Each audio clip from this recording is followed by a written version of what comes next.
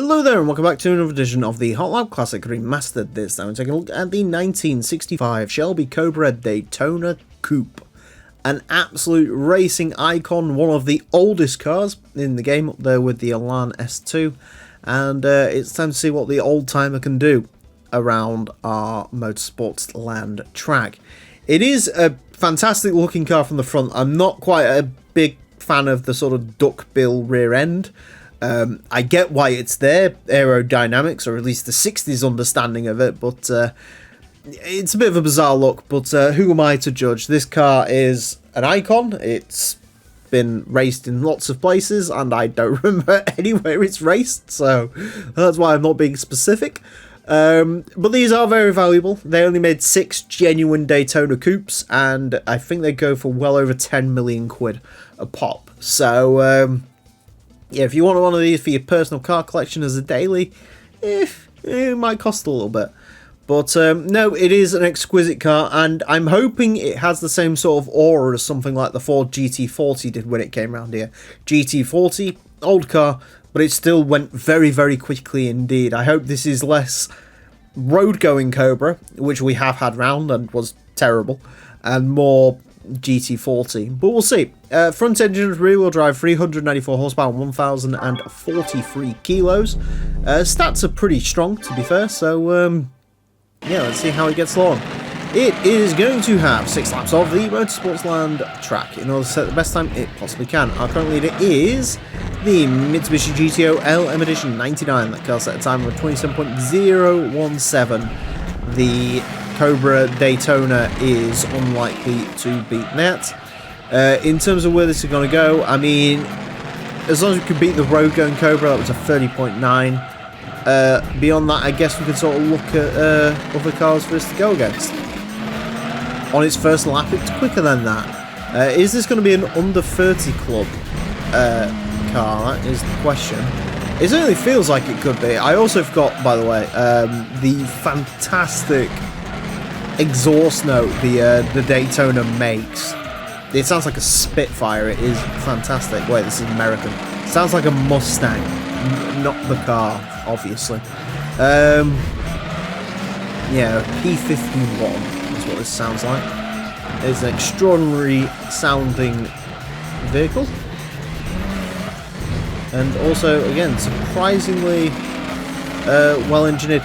I guess this, I mean, part of it's race car, which obviously means it's got sort of built-in handling benefits to a standard vehicle. But also, I'm going to imagine the rear tyres on this, I suppose they were on the Cobra, but I can imagine on this they're probably beefier than they were on the Cobra.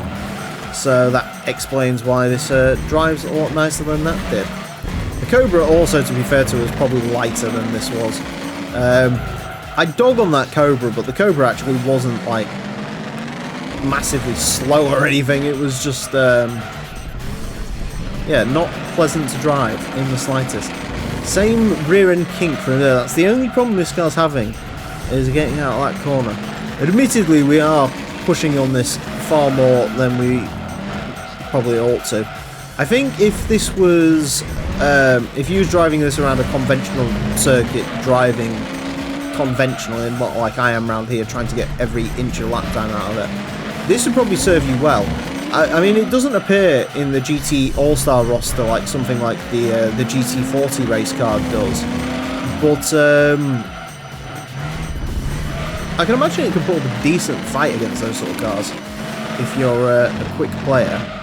29.806 as we come on to our final laps in the Daytona. Trying to eke out a little bit more lap time out of it.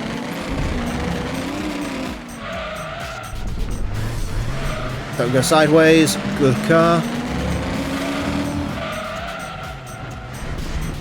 Taking the shallow line through here. To the line, 29.613. Not bad from the old timer. Yeah, I mean that is a really competitive lap time even for, well, I say the modern cars. Obviously the modern cars of today being 1999 for this game. Back when this car was only 35 years old. But yeah, still a fantastic achievement for this car. It does drive really nicely. Again, it isn't. I obviously made mention of the GT40 race car and stuff in this video. It isn't a GT40 race car at the end of the day. It still does drive quite old, but I mean, it could have gone even quicker than that, to be fair. Yeah, I mean, it is still an old car at the end of the day, but it does drive really nicely, and yeah, I'm quite impressed with that. A 29.613 will place this into a 92nd place. Goes between the Skyline GTR V-Spec 2 and the Lancer Evo 3. Beats the GTR Nismo, beats the Roof BTR 2.